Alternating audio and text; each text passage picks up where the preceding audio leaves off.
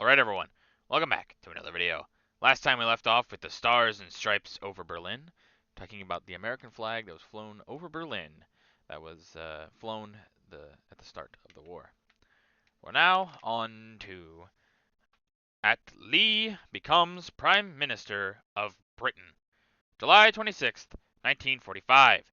Britain changes horses.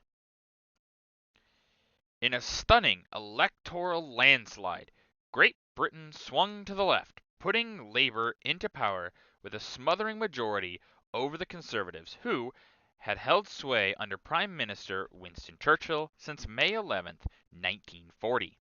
Major Clement Richard Attlee immediately was elevated to power and formed a Labourite government, appointing 6 well-known Labour leaders to the new cabinet, including Ernest Bevin as Foreign Secretary. We have, first of all, to finish the war against Japan, declared Attlee. The new Prime Minister is shown with his wife amidst cheering supporters. Yeah, it's actually one of those things that I brought up just a little bit ago.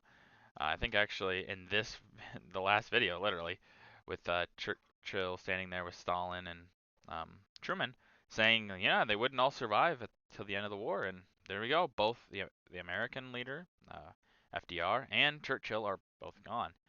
Now it's just Stalin, and he will be there till the end of the war. That is not changing anytime soon. That's for sure. But yeah, of course, obviously, like in terms of the war, position's not really going to change from Churchill to Attlee here. They got to finish the war, and it's almost over. Everyone kind of knows it's basically over. Paris treason trial opens, July 1945. Pétain on trial. On July 23rd, the 89-year-old Marshal of France, Philippe Pétain, head of the former Vichy government, appeared at the Palais de Justice in Paris on a charge of treason.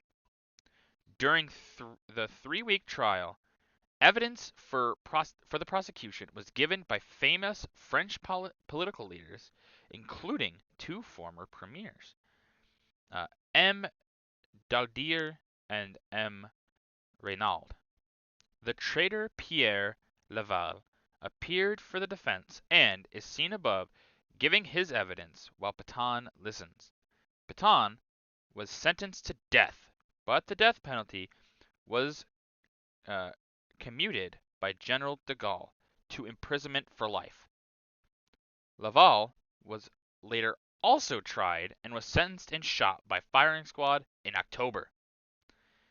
Yeah, Pétain, obviously he's the leader of Vichy France, and kind of gets that through some interesting means. They probably figure he's so old at this point, like, is there really any reason to execute him? Probably not. But yeah, it's funny to think that Laval, Pétain, and Pierre Laval, and then Pétain both get sentenced to treason. Just interesting. Does Pétain probably deserve it?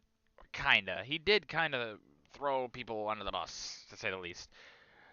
But, there could be an argument to be made where he was just trying to save France and he thought this was the best option. Who knows? U.S. submarines help strangle Japan. August 1945. Subs total 1,256 kills. The Pacific Submarine Fleet, 3 craft of which are shown here, helped greatly to cut Japan's sea lifelines and to hasten her blockade and defeat. In the last 3 months of the Pacific War, our undersea raiders accounted for 69 Japanese ships sunk, bringing the total bag in the Pacific to an estimated 1,256 kills.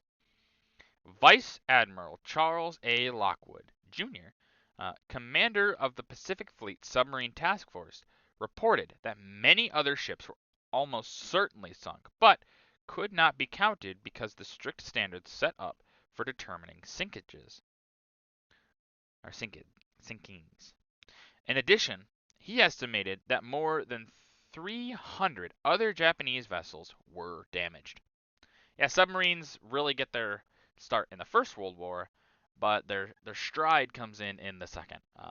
The Germans obviously use them very well with the U-boats, and they're kind of a menace for the Allies for a long time.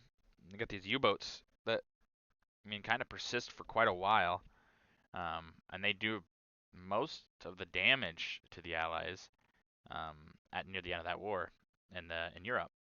So, oil on the waters of the Pacific. August 1945. The Navy refuels at sea. The vastness of the Pacific made it necessary for the Navy to perfect a technique for refueling at sea. Although the operation became routine, it was frequently hazardous, as the vessels had to be brought alongside and kept alongside until the operation was complete. As shown in this picture, by this method, warships could stay at sea for months. Yeah, they really perfect a lot of refueling techniques in this war. They've kind of been worked on before, but the necessity is the mother of all invention, right? So uh, you kind of have certain things being perfected and more understood and things like that. So you get a lot of this. So you have this at the sea here, and you can see it's pretty well regulated or routined, you could say, more so. And then obviously refueling in the air also becomes kind of a thing as well. So becomes a little bit more of a routine kind of thing. But always got to be careful with those routines. They can always fail. The atomic bomb dismays the world. August 6th, 1945. One bomb devastates Hiroshima.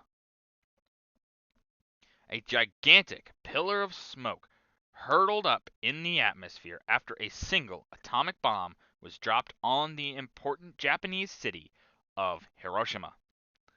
Utilized as an army depot and an embarkation point by the foe, the smoke column climbs 20,000 feet from a 10,000 foot wide dust cloud base. This cataclysm stunned the world. The end of the war was near, a new era at hand.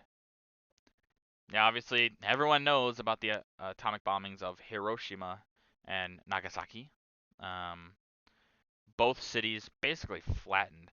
And while, yes, they do say they are these really important cities, and they will say that, part of the reason that they are chosen is because they are two cities untouched by firebombing.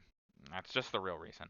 A lot of the cities that they would have dropped these on were already devastated by a firebomb. So you kind of go, well, why would we drop them there? And interestingly enough, there was a lot of pushback from the Navy and the Air Force and things like that for dropping these because they kind of just were like, well, why would we do that? They're expensive. Just there's no point. Um, so now you know on that. But yeah, and one of the cities I can't remember exactly which. So if someone knows in the comments, definitely leave it down and I'll pin it so people can see. But one of the cities actually got missed by just a stroke of luck. The weather was just not right, so the other city was chosen. So there's a city that was supposed to be dropped. Then there was two targets. The first target did not get hit, and the second target was instead. I don't remember which of these cities it was, but that was kind of the case. So the weather saved them, so they got lucky on that one, that's for sure. The dead city of Hiroshima, August 1945. Atomic wasteland.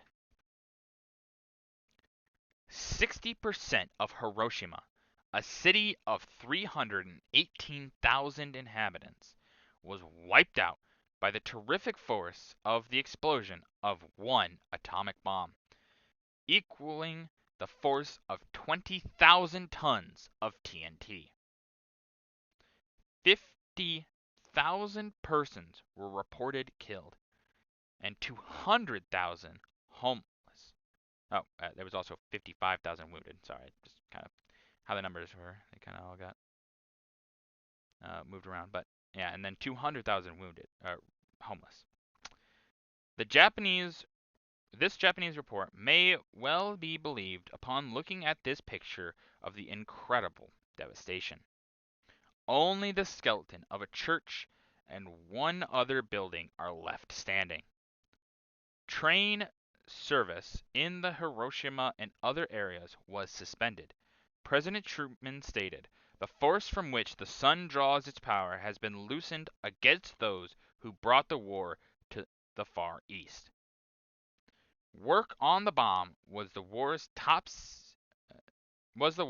secret and went by the name Manhattan Project. It was revealed that the enemy was also working frantically to perfect the terrible weapons first, but, in the words of Churchill, by God's mercy, British and American scientists outpaced all German efforts. Yeah, you can really see just the devastation of the atomic bombs. And like they said, there's this building and this church, and that's really all that's standing. And it probably really comes down to the foundations of those buildings are deeper, they're built in stone, things like that. There's also a gate that's a very important gate for Japanese culture that is standing. Um, Still, though they were built to withstand earthquakes and things like that. So you really understand the um, structural integrity, you could say, of those. But yeah, it's crazy to imagine this power, and obviously there's still Nagasaki and things like that. And I will definitely show those to you when we get to them. But that's gonna do it for this video. If you guys liked the video, leave a like. If you have any ways I can improve these videos, leave a comment down below. I always read your comments. And as always, subscribe. It really does help out the channel. Thank you.